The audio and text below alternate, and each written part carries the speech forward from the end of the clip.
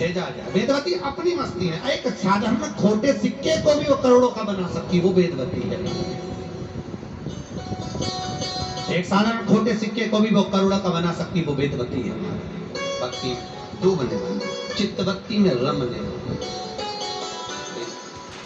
कहा इस वेदवती को भेजा जाए। ये वेदवती जाए, ये वेदवती पहुंचे, और ये वेदवती जब पहुंचेगी, ये जीवन का सुख प्रदान कर दे जाए। राम जी के कक्ष में वेदवती को भेजा गया कि पुत्री वेदवती का स्पर्श किया। वेदवती ने उसी दिन सोच लिया कि तेरा नाश निश्चित, तूने मेरा स्पर्श कर, तूने मुझे छुआ है, तेरा नाश निश्चित। और वो वेदवती अंतिम बिंदु में जब गई, रावण ले गया, आया समय, रावण मरा। मरने के बाद वेदवती वापस अग्नि में गई, सीता बाहर निकली, वेदवती फिर अग्नि में पहुंच गई। अग्नि में जब पहुंची तो अग्नि नारायण से वेदवती ने कहा, पिताजी अब मुझे आपके साथ में रहना नहीं है, क्योंकि मैं रावण के महल में रहकर आई हूँ। मैं राम जी की गुप्त रूप से अर्धांगिनी बनी हूँ। मैं चाहती हूँ सम्मुख में मैं नारायण की, राम की अर्धांगिनी बनूं। उस वेदवती की भस्म को ले जाकर पृथ्वी के नीचे अग्नि देवता ने दबा दिया। दबाने के बाद आकाश जब हल चला रहे थे, तब वो वेदवती प्रकट हुई, क्योंकि वो पहले राम जी की पत्नी के रूप में रह चुकी है, सीता बनकर। इसलिए वही वेदवती पद्मावती, वो वेदवती,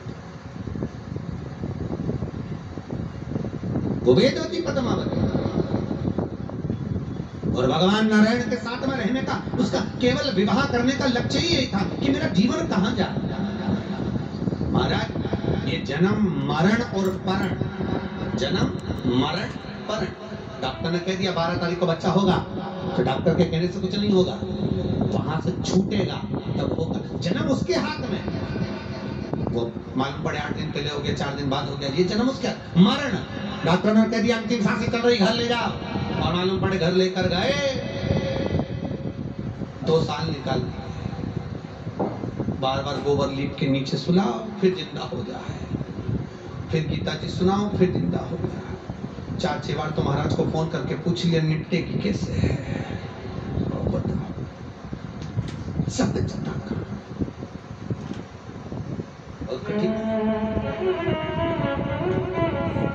तो आपने सुना होगा ना, एक राजा बीमार पड़ गया था, उसको भारी रोग हो गया, उसका शरीर गल गल के नीचे गिरने लगा। उसने सारे बेड डॉक्टर को दिखाया, डॉक्टर साहब मेरी रोग समझ में नहीं आ रहा, मुझे कौन सा रोग हो गया, मेरा शरीर टपक रहा है, मैं क्या करूं। राजा तुरंत सारे डॉक्टर को दिखाया, इलाज नहीं मिला। जब राजा गया अपने गुरु जी के पास, गुरुदेव मेरे को बड़ा रोग हो गया, मैं क्या करूं। गुरु जी ने कहा ये बता तेरा भाई कहाँ है, तो क्या वो तो मर गया, भाई मर गया। हाँ, भाभी राजभवन में, भाभी है, अरे एक काम कर, भाभी कमरे में जाके सो जाए, तब भाभी के कमरे के बाहर को दरी बिछा के सो जाए, किसी को बताना मत, चुपचाप, मालूम नहीं पड़ना चाहिए, तो ठीक हो जाऊंगा। हाँ बिल्कुल हो जाएगा।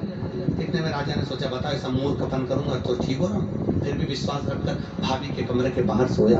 8-10 दिन बाद एक नौकरानी ने देख लिया, उसने दूसरी नौकरानी से कहा देख तो सही, वह खोल ले को, भाई मर गया तो भाभी के कमरे के बाहर जाके सो रहा है, भाभी के कमरे में जाकर सो रहा, किसी को नहीं मालूम कि भाभी के कमरे के बाहर सो, तो गया अंदर जाके सो रहा भाभी के। सारे नगर में बात फैल गई, सब राजा को थू थू करने लगे, गालियां देने लगे, अपशब्द कहने लगे, और राजा का शरीर धीरे धीरे एकदम ठीक हो गया। बढ़िया, ठीक होते से गुरु जी के पास गया, गुरुदेव ये नरियल। गुरु जी ने पूछा क्या बात है। राजा तुरंत महाराज ठीक हो गया, डॉक्टर नहीं कर पाया, आपने कर दिया। गुरु जी ये करा कैसे।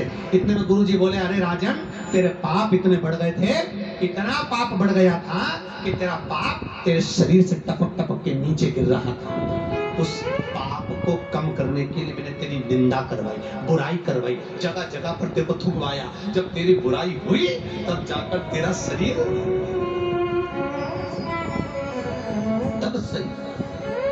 तो याद रखो, जीवन में अगर तुम्हारी अगर कोई बुराई करता है तो समझ लो कि तुम स्वस्थ होते चले जा रहे हो। स्वस्थ एकदम बढ़िया। तुम देखना, एक सास और एक बहू, दोनों को देखा है? बहू की उम्र होती है 35 साल, सास की उम्र होती है 60-70 साल। ईमानदारी से बोलना, सबसे ज्यादा काम कौन करती है? सास।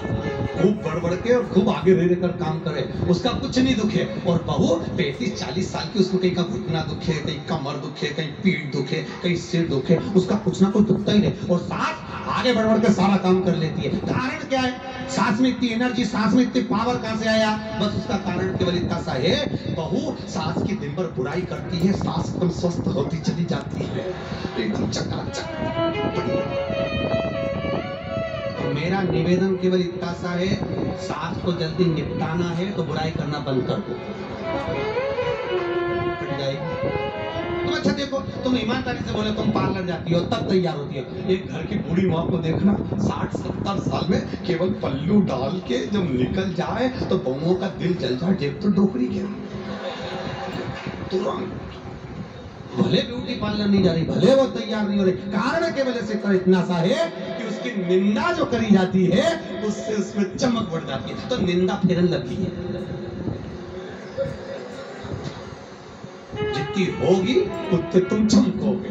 तो तुम डरना मत, अगर कोई बुराई करे, निंदा करे, चुगली करे, तुम उतने स्वस्थ होते चले जाओ, उतने बड़ी। इसलिए पहले कहते थे, निंदक न्यारे राखिए आंगन कुटिक छवाए, बिन पानी बिन साबुन सारा मेल धुल जाए। तो अगर कोई तुम्हारी निंदा करे, बुराई करे, चुगली करे, तो उसको दिवाली पे साड़ी दिलाना, क्योंकि मेरे को फेयर लवली लगाने की जरूरत नहीं पड़े, उतना खर्चा बच गया, मैं सुंदर हो गई। तुम्हें जितना जितना तू निंदा करेगी उतना उतना मैं और बढ़ते जाऊंगा। करो कहीं तुम्हारा वेदवती चली, अब मैं पति के रूप में भगवान को, वेदवती ने भगवान को पति के रूप में पाने के लिए पृथ्वी से प्रकट हो। सीता भी कैसे प्रकट हुई? वेदवती भी पृथ्वी से प्रकट हुई। समय आया, वेदवती ने भगवत भजन का स्मरण करा। बकुला मानी ने वेदवती के विवाह का प्रस्ताव नारायण के सम्मुख में रखा। उस समय पर भगवान वेंकटेश से मिलने के लिए सारे देवी देवता पधारे थे। वेंकटाचल सारे सब देवताओं ने आकर स्तुति करी, भगवान की निवेदन करा, महाराज आप कृपा दर्शाइए। भगवान नारायण से विनती करी कि वो वेदवती जो सीता के रूप में प्रकट होकर आपके लिए उसने समर्पण करा था, वो पद्मावती के रूप में जन्मी है, वो पद्मावती आपसे विवाह करना चाहती है। भगवान ने उस विवाह का प्रस्ताव स्वीकार किया।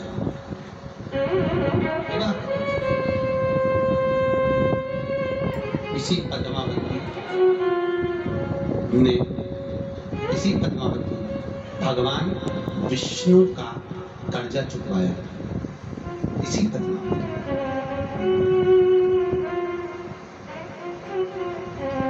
धर्म पत्नी है, पति को कभी कर्जे में नहीं पटकती। पत्नी पति को कर्जे में पटक सकती है। कौन? जम के बोलो, पत्नी, धर्म पत्नी नहीं। पत्नी और धर्म पत्नी में जमीन आसमान का अंतर है। पत्नी पति को पतन के रास्ते पर ले जाती है, पत्नी पति को सिनेमा घर ले जाती है, पत्नी पति को जूह चौपाटी ले जाती है, धर्म पत्नी पति को माहेश्वरी भवन लाती है।